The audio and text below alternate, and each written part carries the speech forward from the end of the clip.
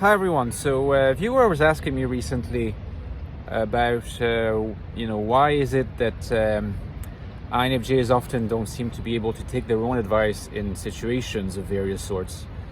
And what's implied in this is that they can give good advice to other people. They can be wise, perceptive, intuitive in kind of grasping what someone else might be experiencing and what the best course of action could be for that other person.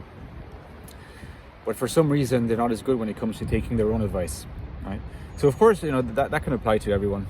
We've all been to places where we seem to be better at telling others what they should consider doing than we are at applying that for ourselves when we're facing particular difficulties. When it comes to INFJs, though, it's an interesting contrast, because I think it is true that INFJs have a mentoring ability, and they have the ability to give good advice to their friends and acquaintances if they are consulted. Of course, that itself doesn't always go very well, because people can resent what they later experience as a crossing of boundaries, even though they were the ones who invited the INFJ to quote-unquote cross them by asking for their advice. The INFJs can't help being penetratingly perceptive, but it doesn't happen all the time. Sometimes people are genuinely very thankful, but it can happen that they don't take it well. When that happens, a lot of the time it says more about the person than it does about you, and this is something that you should always keep in mind. Although sometimes it's not easy to do. But I think it's also true that there is a bit of a contrast, that INFJs seem to be considerably more skilled at advising than at taking their own advice.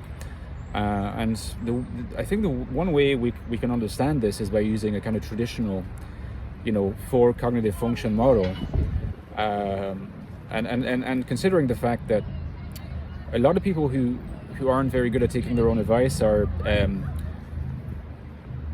at least in a consistent fashion, are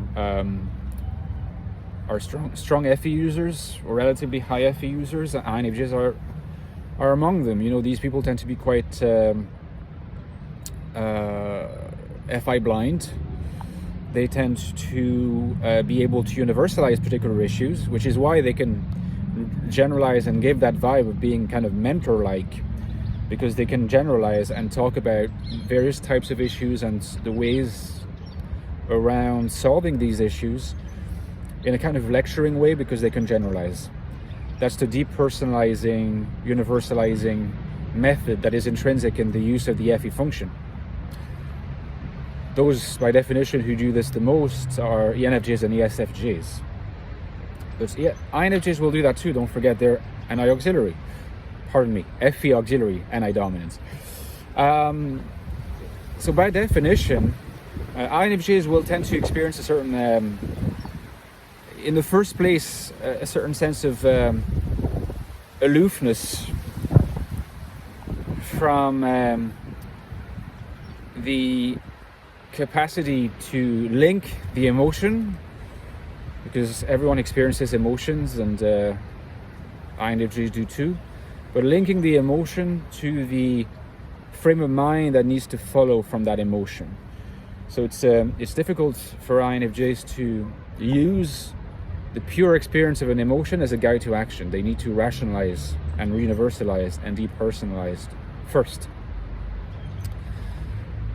Now, the thing is, when an INFJ is interacting with a friend or another person, their job is significantly easier, because the friend is going to do the job of linking the emotion, or if you like, the friend is going to do the job of describing the emotion. Okay. So INFJs won't have to actually describe the emotion. They'll have an emotion presented to them, and then they'll be able to generalize and look at different scenarios and tell them, given X, Y, and Z, maybe you should consider this. And they will often tend to have some authority doing this because of their mentoring vibe and the sense of confidence they often ooze when they get in those modes of relationship. In order to be able to link feeling of an emotion to the prescription of a particular mode of action, a particular undertaking meant to solve something, repair something, address something. The emotion needs to have cognitive content. It needs to, in order to constitute the basis for a particular prescription for action, it needs to be translated into cognitive content so that the person understands what the emotion is saying. Now, INFJs often feel the emotion. They can make prescriptions, but they're not necessarily always very good at figuring out what in cognitive terms the emotion is saying. That's the equivalent of saying they're kind of aloof from their emotions. Doesn't mean they don't feel. It means that they're not necessarily very proximate to the cognitive meaning of emotions. They're proximate to the cognitive meanings of their visions, of their intuitions, but not necessarily of their emotions. Okay, and that has to do with FE auxiliary. It has also to do to some extent with NI dominance, because NI also has a universal tendency, unlike SI. So hopefully that explains it to you. You know, if the other person is doing the job of translating the cognitive contents of an emotion, then the INFJ is very comfortable doing the rest. But if they have it to do it themselves, that actually directly speaks to one of their areas of vulnerability, can be worked on, of course, through self-work, through therapy, probably through meditation and other things too. Through humility, of course, you need humility and moral courage to improve in those areas.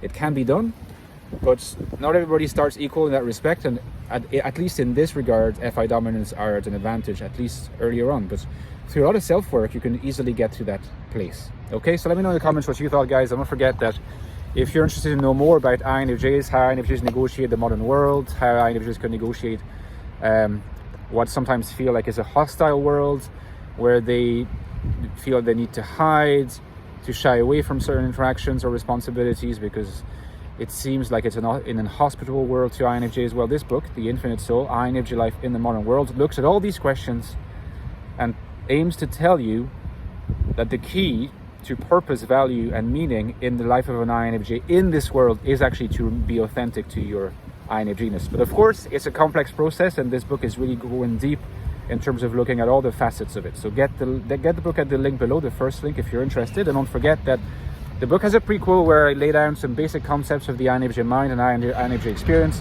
which is the Ecstatic Soul, a new look at the INFJ personality, which is the deepest investigation of the INFJ mind and INFJ consciousness, the makeup of those that you will find online. Basically, it's there's nothing that goes deeper. It's pretty intense, but you will come out hopefully knowing a lot more about how INFJs work, what they think, how they are, what's it like to be an INFJ. This is the book to get, the Ecstatic Soul. Link is below as well. Don't forget, guys, that the live below my channel is my Patreon page. It's pretty much my only source of revenue apart from like basic ads on YouTube. And I need your support to be able to continue with the channel, to keep supporting it, to keep producing videos every day, quality content for you, almost entirely focused on personality, INFJs, INTJs, NI dominance. I think this channel is an area of support and relief, but also stimulation for other people. So please consider donating at the Patreon link below. You get access to bonus videos every 2 weeks going in depth about particular topics. The latest one was about INFJs at SE. We're going to start a Discord soon, probably, and you get access to me and the community. It's great. Consider it, and I'll talk to you next time, guys. Thank you very much. Bye-bye.